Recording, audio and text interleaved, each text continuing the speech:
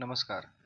TAT secondary મેઇન્સની તૈયારી કરતા ગણિત વિજ્ઞાનના વહાલા એસ્પિરન્ટ્સ મિત્રો, આજે આપણે એક વિશિષ્ટ લેક્ચર સિરીઝ શરૂ કરી રહ્યા છીએ, જેમાં ગણિત વિજ્ઞાનના જે હેતુલક્ષી પ્રશ્નો છે તેને આપણે સોલ્વ કરીશું. એટલે કે માત્ર એક માર્કના જે પ્રશ્નો પૂછાય છે, 18 થી 20 પ્રશ્નો, એને આપણે ચર્ચા કરીશું. હું દરરોજના 2 લેક્ચર મૂકીશ. ધોરણ 1નું 10નું એક ચેપ્ટર અને ધોરણ 9નું એક ચેપ્ટર. કમ્બાઇનલી આપણે 2 અલગ અલગ લેક્ચર મૂકીશું. એમાં આપણે પ્રશ્નોને સાથે જ મળીને સોલ્વ કરીશું અને હેતુલક્ષી પ્રશ્નો જોતા જઈશું. આપણી એઝ ઇટ ઇઝ પેટર્ન મુજબ આપણે #HSF કોમેન્ટમાં લખીશું, વિડીયોને લાઈક કરીશું અને હવે આપણે લેક્ચરની શરૂઆત કરી રહ્યા છીએ. તો ચાલો શરૂ કરીએ. આ માત્ર હેતુલક્ષી સિરીઝ હશે, માત્ર ને માત્ર એક માર્કના જ પ્રશ્નો. તો ચાલો શરૂ કરીએ. પ્રશ્ન ક્રમાંક 1. દ્રવ્યની કુદરતી ભૌતિક અવસ્થાઓ કેટલી છે? તો આપણે જાણીએ છીએ કે દ્રવ્યની જે કુદરતી ભૌતિક અવસ્થાઓ છે એ 3 છે: ઘન, પ્રવાહી અને વાયુ. ત્યારબાદ આપણે જોઈએ તો સામે પ્રશ્ન આપેલો છે, નીચેના પૈકી કેટલાક દ્રવ્યોને આંતરઆણ્વીય આકર્ષણ બળની પ્રબળતાના ઉતરતા ક્રમમાં ગોઠવતા કઈ ગોઠવણી સાચી છે એ તમારે જણાવવાનું છે.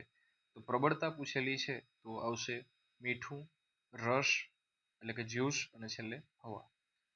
ત્યારબાદ આગળ વધીએ તો દ્રવ્યની કઈ ભૌતિક અવસ્થામાં તેને ચોક્કસ આકાર હોય છે? તો ઘન અવસ્થામાં. ત્યારબાદ તાપમાનનો વધારો કરતા દ્રવ્યમાં શો ફેરફાર થાય છે? તો એનું કદ વધે છે. ગરમ ખોરાકની જે સોડમ એટલે કે સુગંધ છે એ થોડા મીટર દૂર સુધી આવે છે. આ અવલોકન કયો ગુણધર્મ જવાબદાર ગણી શકાય? તો તાપમાન વધતા દ્રવ્યના કણોની જે ગતિ છે એ વધે છે.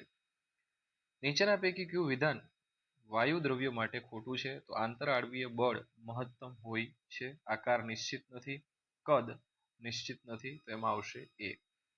પ્રસરણ એટલે શું?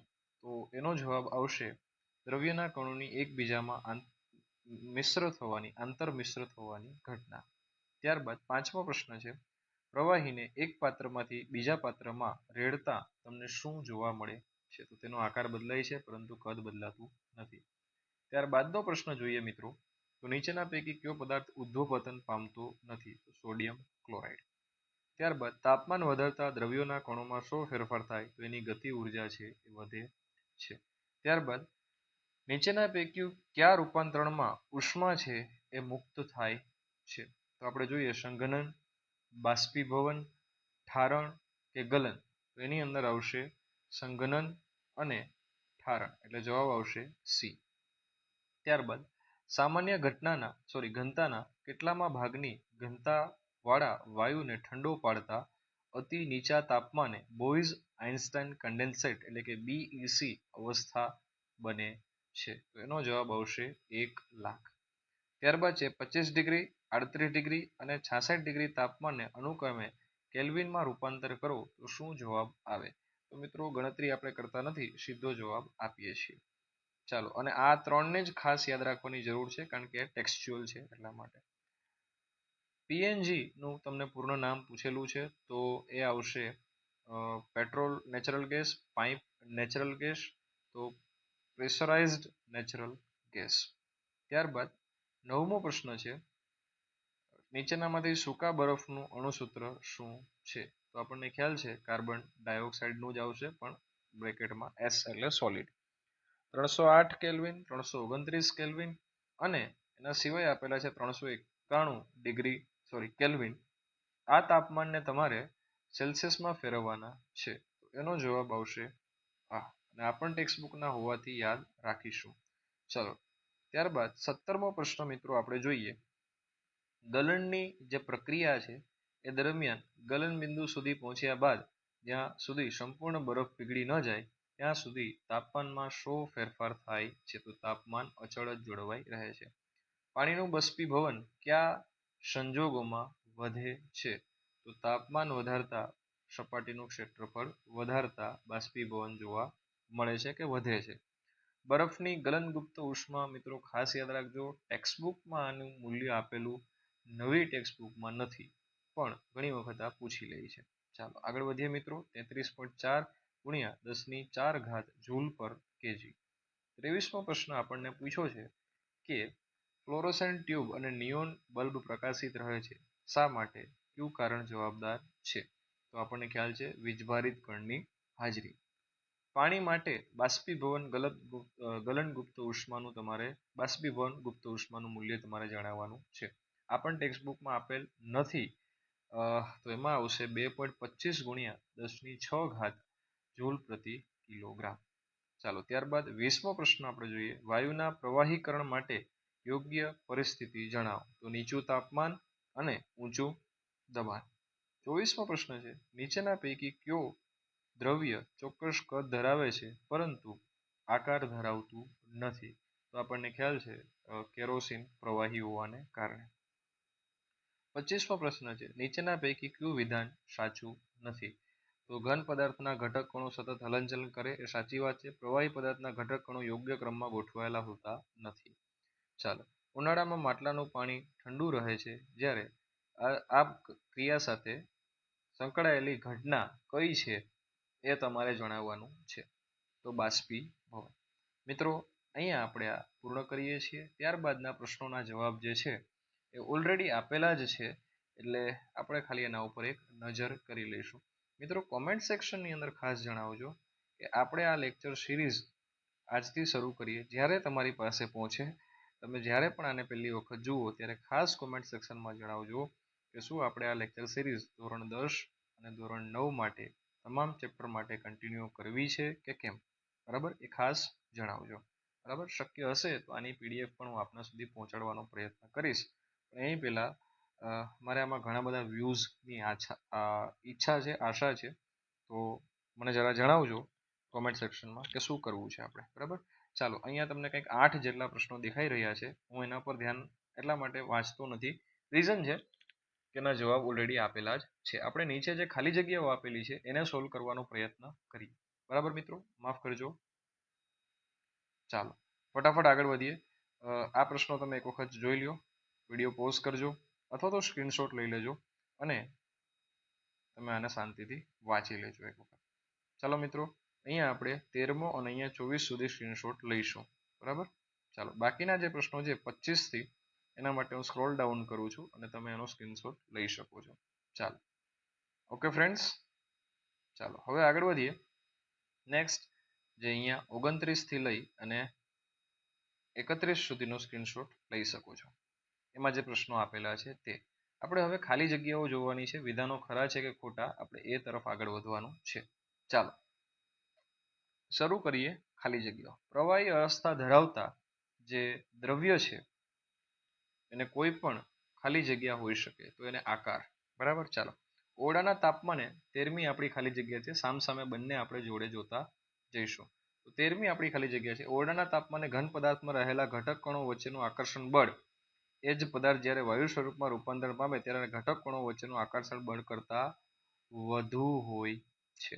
ચાલો 14મા નંબરનો પ્રશ્ન જોઈએ. પદાર્થમાં રહેલા ઘટક કણોની ગોઠવણી જે છે તે ગોઠવણી ખાલી જગ્યામાં ઓછી નિયમિત, જ્યારે ખાલી જગ્યામાં સૌથી વધારે અનિયમિત હોય છે.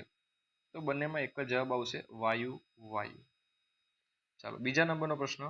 વાદળ જે બનવાની ક્રિયા છે એ વાદળ બનવાની ક્રિયાને સંઘનન કહેવાય. ભીના કપડાં સૂકવવાની ક્રિયા છે એને બાષ્પીભવન કહેવાય. ડામરની ગોળી હવામાં ખુલ્લી રાખતા તેના કદ છે એમાં ઘટાડો થાય છે. ચાલો એ હવામાં બાષ્પ બનીને ઉડી જશે. ત્યારબાદ 15મા નંબરનો જો પ્રશ્ન જોઈએ મિત્રો આપણે સામેની તરફ, તો ઘન અવસ્થામાંથી ખાલી જગ્યાઓમાં રૂપાંતરિત થયા વિના ગરમ કરતા ખાલી જગ્યા અવસ્થામાં સીધું જ રૂપાંતર થવાની ક્રિયાને ખાલી જગ્યા કહે છે. જો આવો કોઈ પ્રશ્ન પૂછી લીધો તો તકલીફ વાળો વિષય થશે. પ્રવાહી, ત્યારબાદ બીજી ખાલી જગ્યામાં વાયુ અને અંતિમ ખાલી જગ્યા છે એમાં ઉદ્દોપાતન આવશે. ઓકે ફ્રેન્ડ્સ, ચાલો આગળ વધીએ. પદાર્થના પ્રતિ એકમ કદના દળને ખાલી જગ્યા તરીકે ઓળખવામાં આવે છે, તો એને ઘનતા તરીકે ઓળખવામાં આવે છે. ચાલો 6થો પ્રશ્ન જોઈએ. સમાન જથ્થાના ઘન, પ્રવાહી અને વાયુ પૈકીની ખાલી જગ્યાની ઘનતા છે એ સૌથી વધારે હોય છે, તો ઘનની વધારે હોય. ઉત્કલન બિંદુથી ઓછા તાપમાને પ્રવાહીનું બાષ્પમાં કે વાયુમાં જે રૂપાંતર થવાની ઘટના છે એને શું કહેવાય? તો એને આવી વ્યાખ્યા પ્રમાણે જ બાષ્પીભવન કહે. ચાલો 17મો પ્રશ્ન જોઈએ. બે જુદા જુદા દ્રવ્યના કણોની એકબીજામાં આંતરમિશ્ર થવાની ઘટના મોસ્ટ આઈએમપી છે, પ્રસરણ કહેવાય. ચાલો નેક્સ્ટ આપણે જોઈએ મિત્રો, તાપમાન વધતા પ્રસરણ વધુ ઝડપી બને છે. તાપમાન વધતા પ્રસરણ વધુ ઝડપી બને છે. 19મો પ્રશ્ન છે, ઘનની સરખામણીમાં પ્રવાહીનો પ્રસરણ દર વધુ હોય છે. ચાલો 20મો પ્રશ્ન, પાત્રની દિવાલ પરના વાયુના કણો દ્વારા પ્રતિ એકમ ક્ષેત્રફળ દીઠ જે બળ લગાડવામાં આવે છે એને શું કહેવાય? તો એને દબાણ કહેવાય. ત્યારબાદ ખાલી જગ્યા વધવાથી અને ખાલી જગ્યા ઘટાડવાથી વાયુનું પ્રવાહીમાં રૂપાંતરણ થાય છે. તો અહીંયા આવશે દબાણ વધવાથી અને તાપમાન ઘટાડવાથી વાયુનું પ્રવાહીમાં રૂપાંતરણ થાય છે. 22મા નંબરનો પ્રશ્ન છે કે બરફ પાણી પર તરે છે કારણ કે બરફની ઘનતા પાણી કરતાં ઓછી હોય છે. કેવી હોય છે? ઓછી હોય છે. વધુ હોય તો નહીં તરે, ડૂબી જશે. નેક્સ્ટ આપણે જોઈએ 23મા નંબરનો પ્રશ્ન છે કે કોઈ પણ ઘન પદાર્થનું ગલનબિંદુ તેમાં રહેલા કણો વચ્ચેના આકર્ષણ બળની પ્રબળતા દર્શાવે. શું દર્શાવે? પ્રબળતા. ચાલો આ બાજુ બાકી છે. 7મા નંબરનો પ્રશ્ન જોઈ લઈએ મિત્રો આપણે ફટાફટ. તો શું પ્રશ્ન કીધો છે આપણને? પ્રવાહીની અવસ્થામાંથી ઘન અવસ્થામાં રૂપાંતરણને ખાલી જગ્યા તરીકે, માફ કરજો 8મો પ્રશ્ન વાંચી લીધો મેં, તો એને આપણે ઠારણ કહીશું.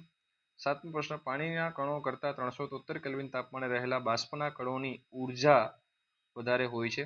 કેલ્વિન બરાબર ખાલી જગ્યા તો 273. એક એટમ બરાબર 1.01 ગુણ્યા 10⁵ પાસ્કલ જવાબ આવશે. વૈજ્ઞાનિકોએ દ્રવ્યોની 5 અવસ્થાઓ જણાવી જે ઘન, પ્રવાહી, વાયુ, પ્લાઝ્મા અને બોઝ-આઇન્સ્ટાઇન સંઘટક BEC છે. ત્યારબાદ ઓરડાના તાપમાને પ્રવાહીનું બાષ્પીભવન થવાથી ખાલી જગ્યા ફેલાય છે, તો ઠંડક વાતાવરણમાં પ્રસરે છે. ચાલો નેક્સ્ટ આપણે જોઈએ બરફનું ગલનબિંદુ. એના જવાબો અહીંયા આપી દીધા છે ફટાફટ 24મા નંબરમાં, તો 273 અને 373 કેલ્વિન. અને સૂકો બરફ છે એ ઘન CO2 છે અને 1 ATM બરાબર 760 ઢોર. ચાલો હવે આપણે થોડા ખરા ખોટા જોઈ લઈએ મિત્રો. દરેક દ્રવ્ય ચોક્કસ આકાર ધરાવે છે. ખોટી વાત છે. પાણીનો કોઈ ચોક્કસ આકાર નથી. દરેક દળ છે દ્રવ્ય ધરાવે છે. એ ખરેખર સાચી વાત છે. પદાર્થના પ્રતિ એકમ દળના કદને એની ઘનતા કહેવાય ના. ખોટી વાત. ચોથું છે વાયુ અવસ્થામાં કણોની ગતિજ ઉર્જા મહત્તમ હોય છે. સાચી વાત. એટલે જ તો એની સોડમ ગરમ પદાર્થની દૂર સુધી આવે. વાયુનો પ્રસરણ દર ઘન અને પ્રવાહી કરતાં ઓછો હોય છે. ખોટી વાત. કપૂર ઉદ્ધવપાતી પદાર્થ નથી નહીં છે, એટલે આ ખોટું છે. સામાન્ય રીતે ઘન પદાર્થોની સરખામણીમાં પ્રવાહી પદાર્થોની ઘનતા એ વધુ હોય ના. ખોટી વાત છે, ઓછી હોય. હવામાં રહેલી પાણીની બાષ્પની માત્રાને ભેજ તરીકે ઓળખ. સાચી વાત. પ્રવાહીની મુક્ત સપાટીનું ક્ષેત્રફળ વધવાથી બાષ્પીભવનનો દર ઘટે છે નહીં, વધે છે, એટલે આ પણ ખોટું છે. વધુ પડતા પવનમાં કપડાં ઝડપથી સુકાઈ જાય છે. સાચી વાત. અને છેલ્લે હવાની સામાન્ય ઘનતાના 1,00,000માં ભાગ જેટલી ઓછી ઘનતા ધરાવતા વાયુને ખૂબ નીચા તાપમાને ઠંડો કરવાથી BEC તૈયાર થાય. સાચી વાત છે.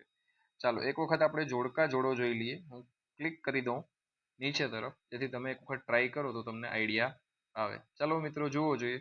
દબાણ એટલે શું? તો દબાણમાં આવશે E. તાપમાન શેમાં મપાય? તો કેલ્વિનમાં મપાશે તાપમાન. બરાબર. ચાલો ઘનતા શેમાં મપાશે? તો ઘનતા એ મીટર ક્યુબમાં મપાશે. બરાબર.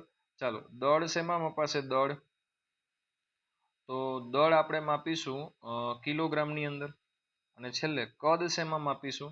તો કદની અંદર આપણે માપીશું મીટર ક્યુબ. એ આ તો બે જવાબ થઈ ગયા. ચાલો અહીંયા આપણે ઈ કહી દઈએ. બરાબર. ઈ જ આવશે અહીંયા, ઈ જ આવશે. અને દબાણ માપવાનો જે એકમ છે એમાં સી આવશે, પાસ્કલ. મારે થોડી મિસ્ટેક થઈ ગઈ, ચાલો માફ કરજો. એટલે અહીંયા 1 આવશે. બરાબર. પાસ્કલ એ દબાણનો એકમ છે. બરાબર. અને ઘનતા છે અહીંયા 3 આવશે. ઓલરાઈટ. ચાલો પાણીનું ઉત્કલન બિંદુ તમારે જણાવવાનું છે, તો 373 કેલ્વિન આવશે પેલાની અંદર, બી.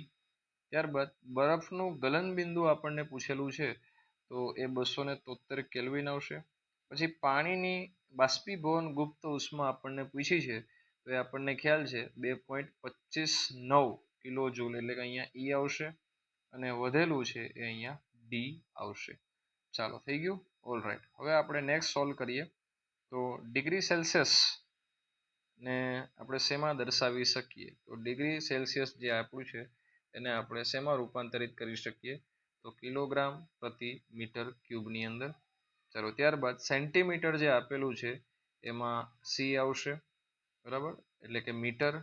પછી ગ્રામ પ્રતિ સેન્ટીમીટર જે ક્યુબ આપેલું છે એની અંદર આપણે કિલોગ્રામ પ્રતિ મીટર ક્યુબ લઈ શકશું.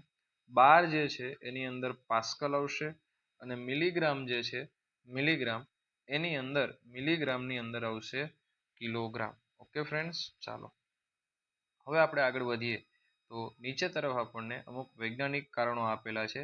તમે ફ્રેન્ડ્સ એનો સ્ક્રીનશોટ લઈ લો જેથી તમે એને નવરાશની પળોમાં વાંચી શકો. ઓકે, ચાલો વધારે નથી, ખાલી 15 જેટલા છે, બરાબર. ચાલો આગળ લઉં છું. ચાલો આ એક સ્ક્રીનશોટ લઈ લો એટલે તમારે 2 સ્ક્રીનશોટ અહીંયા સુધી રેડી થઈ જાય. ચાલો 1 મિનિટ, હજુ આપણે થોડા પ્રશ્નો નીચે આપેલા છે એનો એક સ્ક્રીનશોટ લઈ લઈએ ફ્રેન્ડ્સ. ચાલો અહીંયા જોકે તમે સ્વાધ્યાય તો આ ચેપ્ટરનું સંપૂર્ણપણે સોલ્વ કરેલું જ હશે, તેમ છતાં પણ જો સ્વાધ્યાયનું સોલ્યુશન તમારે જોઈતું હોય તો એને પણ તમે ટેક્સ્ટબુક માટે રહી શકો છો.